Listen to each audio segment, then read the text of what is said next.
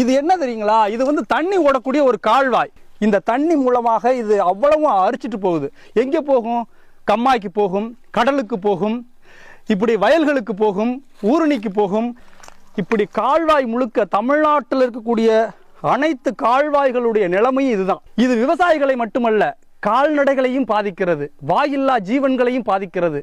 இதற்கு அரசு வெகு விரைவில் ஏதாவது ஒரு கொண்டு வரணும். இவ்வளவு விஞ்ஞான வளர்ச்சி நம்ம பண்ணிட்டோம், மிகப்பெரிய அளவுல உலகம் வளர்ந்துருச்சு. 2025 சுவிட்ச போட்டா தண்ணி வருது, சுவிட்ச போட்டா நெருப்பு எரியுது, ராக்கெட்டை பூமிக்கு அனுப்புறோம், செவ்வாய் கிரகத்தில் அதை தேடுறோம், இதை தேடுறோம்.